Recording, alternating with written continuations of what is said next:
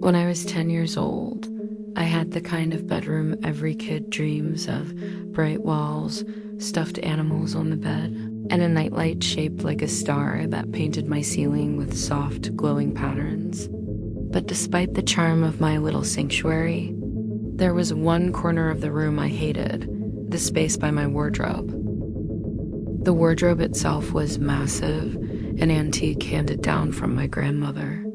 Its dark wood stood out against the cheerful colors of the room, and its doors always seemed slightly ajar, no matter how tightly I closed them. I remember the way my dad laughed when I told him about it. "It's just old, sweetheart," he said. "Wood shifts.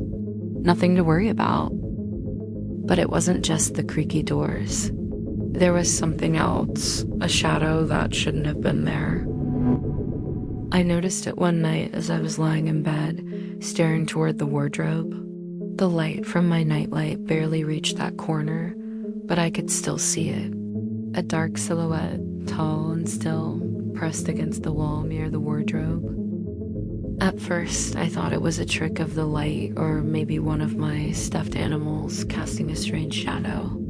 I even got up, turned on the overhead light, and checked. Nothing was there.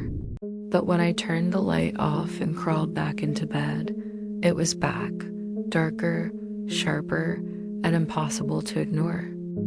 That night, I dreamed of the shadow. In my dream, I was standing in front of the wardrobe, the doors wide open. Inside, there was no clothing or shelves, just a yawning void of endless black. I felt a pull, like invisible hands tugging me toward the darkness. I screamed, but no. Sound came out. The shadow stepped out of the wardrobe then, its form stretching impossibly tall, and I woke up gasping for air. For weeks, the shadow haunted me. Every night it was there, standing silently by the wardrobe, watching me. And every night I dreamed of the void, of being pulled into it, of the shadow reaching for me. I started dreading bedtime, dragging my feet through my evening routine and begging my parents to let me sleep in their room. One night, after waking from another nightmare, I decided to do something about it.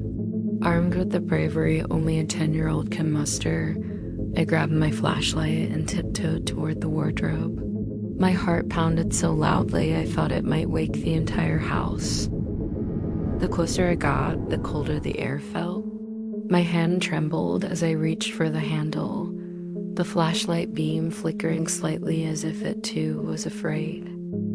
I yanked the door open. Inside, everything looked normal. Clothes hanging neatly, a few toys piled at the bottom. I laughed nervously, scolding myself for being so ridiculous. But as I started to close the door, I felt it a cold, clammy grip on my wrist. I dropped the flashlight, its beam spinning wildly as it hit the floor. For a split second, I saw the shadow, no longer pressed against the wall, but standing inches away from me, its featureless face mere inches from mine. I screamed, yanking my hand away and running for the light switch. When I turned the light on, the shadow was gone. The nightmares stopped after that, but I never opened that wardrobe again. My parents thought it was a phase, something I'd eventually grow out of. When we moved 2 years later, I begged them to leave the wardrobe behind, but they insisted on taking it. It sits in my parents' house now, in the corner of the guest room, still as imposing as ever. I never sleep in that room when I visit. But sometimes, late at night, when I was lying awake in my old childhood bed, I wonder if the shadow is still there waiting for someone else to notice it.